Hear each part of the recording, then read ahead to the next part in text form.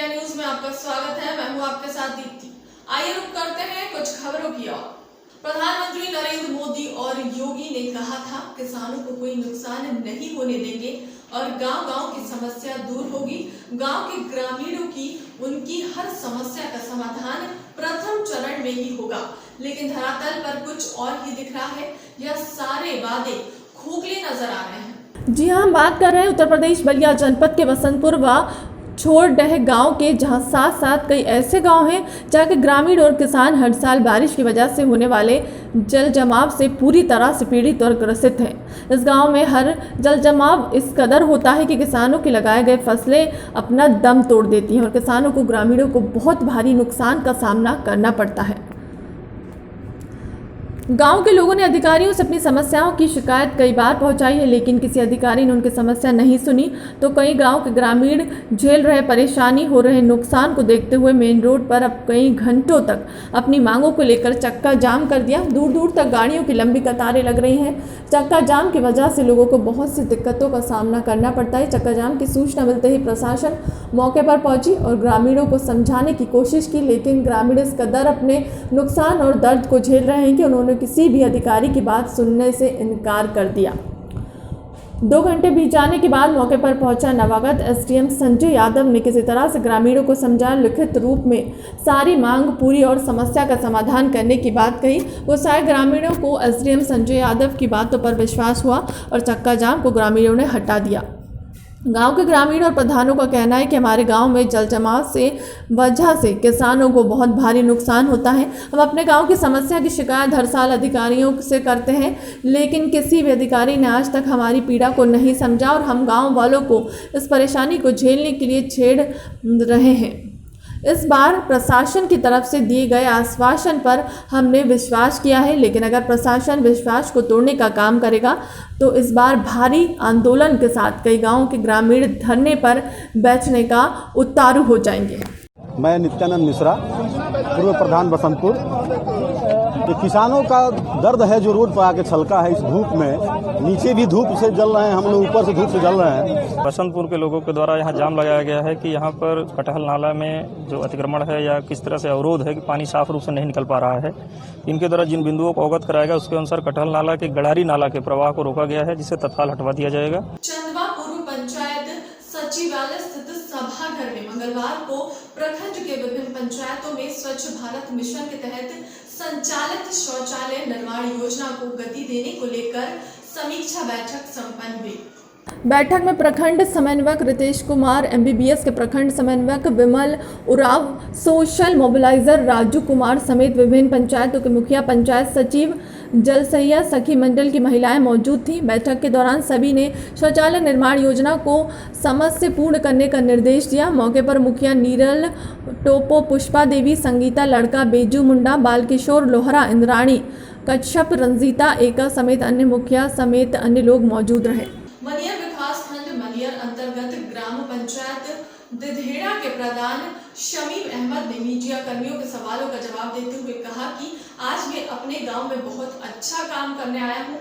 हमारे काम से गांव की और गांव की जनता की काफी खुश है। 400 शौचालय, 26 आवास बनवाए हैं हमने। नाली खंजा की व्यवस्था बहुत अच्छी है। गांव में कूड़ा करकट रखने के लिए डस्टबिन की व्यवस्था किया गई है, जिसमें गांव सुंदर और स्वच्छ रहे। इस महामारी बीमारी में कोरोना जैसे बचने का भी उपाय बताया गया। वहीं अब गांव की जनता से प्रधान के बारे में पूछा तो गांव की जनता ने कहा कि आज तक हम लोगों को ऐसा प्रधान सुयोग कर्मच नहीं मिला था। प्रधान नहीं, विकास पुरुष है, इनको हमेशा इस गाँव का प्रधान रहेंगे। वहीं गाँव वालों ने कहा कि आज गाँव और विकास पर होता, लेकिन गाँव के कुछ असामाजिक तत्वों द्वारा बार बार गलत शिकायत पर प्राप्त देकर विकास में अवरोध पैदा कर देते हैं। ऐसे असामाजिक तत्वों पर अंकुश लगाना बहुत जरूरी है। उच्च अधिकारियों से ग्रामीणों ने मांग किया है कि ऐसे असामाजिक तत्वों के विरुद्ध कठोर कार्रवाई होनी चाहिए। उक्त अवसर पर छोटेलाल, सुभाष मिश्रा, मनोज, राम प्रवेश मिश्रा, प्रशांत, रामावती देवी, उषा देवी, कलावती मिश्रा, मीना देवी आदि सैकड़ों की संख्या में ग्रामीण मौजूद थे। आइए सुनाते हैं उनकी ही जुबानी। आपसे ये जानना चाहूँगा कि क्या यहाँ प्रधान के द्वारा काम किया गया है कि नहीं? हाँ, बहुत सुंदर काम किए हैं, बहुत विकास बढ़िया किए हैं। ऐसे कोई बात नहीं कि प्रधान जी में बड़ा कोई नाली और खंजा की क्या व्यवस्था है? नाली खंजा बना है, है ना। हाँ, ये कह रहे हैं कि शौचालय में और आवास में लोगों से आप पैसा भी लिए हैं क्या? ना ऐसा कोई बात नहीं है। अब जनता से पूछ सकते हैं शौचालय में पैसा चाहे आवास में पूछ लीजिए, वो बताएंगे पैसा प्रदान लिए हैं कि नहीं लिए हैं। अच्छा, दूसरा आरोप ये पिपरी के मुरलीगढ़ी अलीशा की मौत का मामला सामने आया है। रहस्य अब खुलने लगा है और यह मामला रफ्तार पकड़ता जा रहा है। अलीशा की मृत्यु बीमारी से हुई है या आत्महत्या है, हत्या या कुछ और? अलीशा की मृत्यु पर परिवार वाले झूठ बोलकर क्या छुपाना चाह रहे हैं? परिवार द्वारा अलीशा की मृत्यु का कारण बीमारी बताया गया है, जबकि पूरे नगर में फांसी लगाए जाने की सूचना आग की तरह फैली हुई है। प्रशासन को सूचना होने के बाद भी जांच किए बिना अंतिम संस्कार के लिए स्वीकृति कैसे दे दी गई? परिवार के नाना अख्तर अली द्वारा बताया गया कि अलीशा की मृत्यु बीमारी से हुई है। क्या अलीशा की मौत कोरोना से हुई थी? अलीशा का इलाज किस अस्पताल व किस डॉक्टर से चल रहा था? मृत्यु उपरांत डॉक्टर द्वारा पुष्टि की गई कहाँ है? जबकि उसकी सहपाठियों ने बताया कि वह बिल्कुल स्वस्थ व हंसमुख स्वभाव की लड़की थी। अलीशा मृत्यु के एक दिन पहले भी पिपरी चौराहे पर स्वास्थ्य देखे जाने की बात सामने आ रही है। इस संदिग्ध मामले में आसपास के पड़ोसियों से जानकारी ली गई तो पता चला कि अलीशा ने फांसी लगाई थी, जिसको आसपास के लोग मिलकर बॉडी को उतारा व मामले को मिली भगत से बीमारी का बहाना देकर रफा दफा कर दिया गया। बॉडी को दफना दिया गया। अलीशा की सहपाठी से बात करने पर पता चला कि अलीशा हंसमुख स्वभाव की लड़की थी और सबसे प्यार से बात करती थी। 7 अगस्त के दिन जब अलीशा की सहपाठी से जानकारी ली गई तो पता चला कि अलीशा पिछले 15 दिनों से अपने नाना अख्तर अली के घर पर थी, जो कि 7 अगस्त 2020 को दोपहर के 1 बजे अपने घर आई व उसी दिन 3 या 3:30 बजे तक उसकी मृत्यु हो जाती है, जिसकी जानकारी आसपास के लोगों को होती है। जब लोग वहां पहुंचते हैं तो दिखाई देता है कि अलीशा दुपट्टे से फांसी लगाई हुई है। अलीशा की बॉडी को लोग उतारते हैं व परिवार वाले मिलीभगत से बीमारी का बहाना बताकर लोगों को गुमराह करते हैं और पुलिस प्रशासन भी मौन साधे हुए है। आनन फानन में अलीशा का अंतिम संस्कार भी किया गया। पिपरी सीओ मिश्रा ने इस मामले में आज जानकारी ली है, जिसमें सीओ ने बताया कि परिवारजनों द्वारा बताया जाता है कि लड़की 3-4 दिन से बीमार चल रही थी और जिससे उसकी मृत्यु हो गई है, जबकि और कुछ लोगों का कहना है कि उसकी संदिग्ध परिस्थितियों में मृत्यु हुई है। कुछ सुसाइड की बात कर रहे हैं। इन सभी बिंदुओं पर सूचना प्राप्त हुई है। परिवार द्वारा सूचना नहीं दी गई। अब हम लोग इन सभी बिंदुओं पर जांच पड़ताल करेंगे। पुलिस प्रशासन इस केस में सख्ती से जांच करे व बॉडी का पोस्टमार्टम किया जाए तो अलीशा की मृत्यु का कारण पता चल सकता है।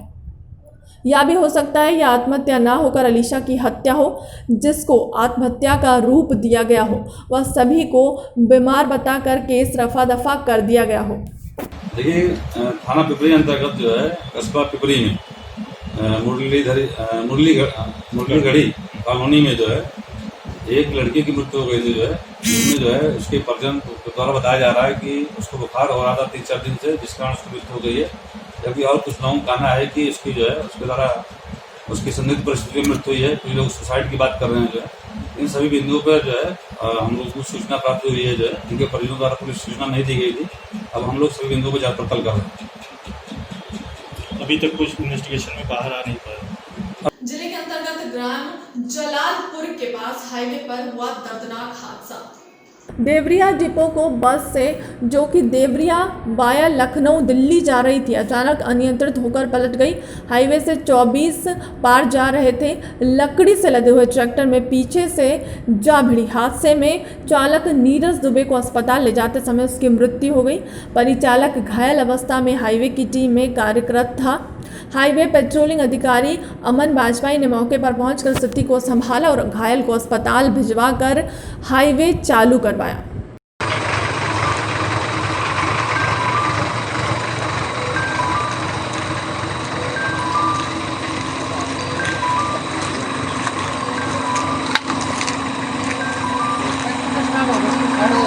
अम्बाला छावनी के सदर बाजार चौक पर आज सदर थाना प्रभारी विजय कुमार द्वारा लोगों को मास्क लगाने के लिए प्रेरित और जागरूक किया गया।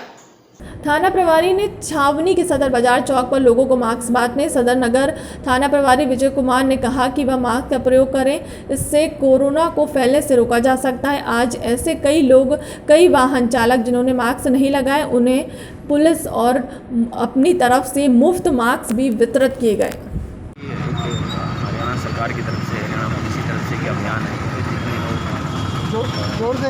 शहर में जो बिना मास्क के लोग आ रहे हैं हम सबको मास्क वितरित कर रहे हैं। तो ये भी हिदायत कर रहे हैं कि आप इस महामारी से बचने के लिए मास्क पहनना भी जरूरी है। अभी इसके पास मास्क नहीं है, उसको भी हमारी जिम्मेवारी बनती है कि उसको मास्क प्रोवाइड कराएँ, जिससे वो भी इस संक्रमण से बच जा सके और दूसरे भी इससे बचे रहें। अम्बाला छावनी के दिनाटी मंडी और गांधी ग्राउंड के नजदीक रेडी मार्केट के लिए जो स्थान निर्धारित किया गया है, इन स्थानों पर उनके रेडियो लगाना शुरू हो गए हैं। सरकार ने इन रेडी वालों के हितों को ध्यान में रखते हुए विशेष तौर पर हुए इमेज प्रमाण पत्र देने का निर्णय लिया है। यह प्रमाण पत्र भविष्य है उनके लिए काफ़ी कारगर सिद्ध होगी तथा उनके योजनाओं का भरपूर लाभ भी मिल सकेगा। वहीं नगर परिषद के कार्यकारी अधिकारी विनोद मेहरा ने बताया कि हाल ही में अनेक रेडियो चिन्हित की गई थी तथा उन्हें इस मंडी में स्थानांतरित किया गया, जिसके बाद पर यहाँ प्रशासन द्वारा अनेक सुविधाएं भी उपलब्ध करवाई जा रही हैं। अब इन्हें पहचान पत्र व प्रमाण पत्र आदि देने का निर्णय भी लिया गया है। की तरफ से एक स्ट्रीट वेंडिंग पॉलिसी निकाली गई थी, जिसके तहत हमने स्ट्रीट वेंडर आइडेंटिफाई करने थे और उनको एक प्रिस्क्राइब जगह पर डिपोट करना था। तो मंत्री महोदय के पहले ही आदेशों का पालन करते हुए हमने दीना की मंडी और गांधी मार्केट में हमने कुछ रेडी फड़ी मार्केट को अलॉट कर दिए गए हैं। अब उन्हें रेडी फड़ी मार्केट को इस पॉलिसी के अंदर लेते हुए उनको एक सर्टिफिकेट जारी किया जा रहा है कि वो इस सर्टिफिकेट के जरिए उस स्थान पर ही वे लोग रेडी लगाएं। उनके इस दौरान पॉलिसी के दौरान हमने उनको एक आइडेंटिटी कार्ड भी इशू किया जा रहा है। अम्बाला छावनी में आज सुबह से हो रही बरसात के कारण अनेक स्थान पर पानी भर गया है। नजर आए इस दौरान एसडीएम कार्यालय की ओर जाने वाले रास्ते भी पूरी तरह से पानी से भरे हुए थे। तहसील में आए लोगों को गंदे पानी से निकालकर अपना काम करवाना पड़ा। वहीं एसडीएम सुभाष सिहा की माने तो उनका कहना है कि नई बिल्डिंग का काम अभी जोरों पर है तथा यह क्षेत्र नीचा होने के कारण यहाँ पर पानी का भराव हो जाता है। उन्होंने बताया कि लोगों की समस्या को देखते हुए यहाँ पर पानी निकालने की मशीनें लगाई गई हैं तथा पानी निकलवाने का कार्य किया जा रहा है। ये लो लाइंग एरिया है, इसमें पानी इकट्ठा कहीं निकासी नहीं है, तो ये तो इसमें पानी उठा के डाल रहे हैं अभी। और बाकी जो आगे के लिए है, तो आगे से बिल्डिंग बन रही है और वहाँ भी मोटर लगा रखी है। अभी घंटे 2 घंटे में पानी निकल जाएगा। तो ज़्यादा तेज़ बारिश थी, इस वजह से पानी आगे रुक गया। घंटे 2 राज डिपो दिल्ली जा रही थी, डिपो बस का अचानक से टायर फट गया। बस में बैठे 4 यात्री घायल हो गए हैं। ड्राइवर की लापरवाही के चलते आए दिन उत्तर प्रदेश रोडवेज में हादसे हो रहे हैं। यूपी सरकार बिल्कुल भी रोडवेज की तरफ ध्यान नहीं दे रही है। शासन प्रशासन से गुजारिश करूंगा कि रोडवेज उत्तर प्रदेश परिवहन पर ध्यान दिया जाए। आए दिन ऐसे हादसे होंगे तो क्या होगा। जनपद बलिया के मुख्य राजस्व अधिकारी द्वारा थाना देहात कोतवाली मिर्जापुर को एफआईआर दर्ज कराने में हिला हवाली देते हुए उन पर आरोप लगाया गया। उत्तर प्रदेश जनपद बलिया में मोहम्मद आयुक्त आजमगढ़ मंडल आजमगढ़ को जनपद बलिया के अपर जिला अधिकारी के पद पर कार्यरत मुख्य राजस्व अधिकारी के पद पर किया है, जिनका नाम परिवर्तनशील बरनवाल है। इनके द्वारा थाना देहात कोतवाली में प्राथमिक दर्ज कराने हेतु प्रार्थना पत्र दिया है, जिसमें जिक्र किया गया कि जनपद मिर्ज़ापुर में अपने प्लाट पर अवैध ढंग से बाउंड्री वॉल तोड़कर जल निगम की बड़ी बड़ी पाइप पर और पूरा डलवा कर भूमाफिया मुझे निर्माण में बाधा उत्पन्न करते हैं, जिसके लिए मेरे द्वारा एफआईआर दर्ज करते हैं। दिनांक 10/6/2020 को थाना अध्यक्ष देहात कोतवाली को दिया, किंतु उनके द्वारा एफआईआर की प्रतिलिपि मुझे आज तक नहीं दी गई। इसकी सूचना मेरे द्वारा एफआईआर दर्ज करने हेतु दिनांक 10/6/2020 को थाना अध्यक्ष देहात कोतवाली को पत्र दिया गया, महानिदेशक उत्तर प्रदेश लखनऊ को भेजी गई है। आज जब प्रदेश के आईएएस पीएसएस अधिकारी भूमाफियाओं की चपेट में हैं, तो फिर आम जनता का क्या हाल होगा। आज अपनी फरियादी लेकर सीआरओ बलिया इधर से उधर दौड़ रहा है। क्या यही शासन है? क्या इसी दिन को लेकर माननीय प्रधानमंत्री को जनता ने चुना है? जनता ने तो इस बात से चुना है कि सबका साथ सबका विकास होगा। हमें जनता को बहुत ही खास माननीय प्रधानमंत्री से जगी थी न्याय की उम्मीद, लेकिन आज तक सहारा का सहारा वादा हवा हवाई में गुम हो गया है। आइए इनका वीडियो रिकॉर्डिंग सुनाते हैं। फिलहाल के लिए अब तक की खबरों में इतना ही। देश दुनिया की तमाम बड़ी खबरों के लिए बने रहे PM न्यूज के साथ। नमस्कार।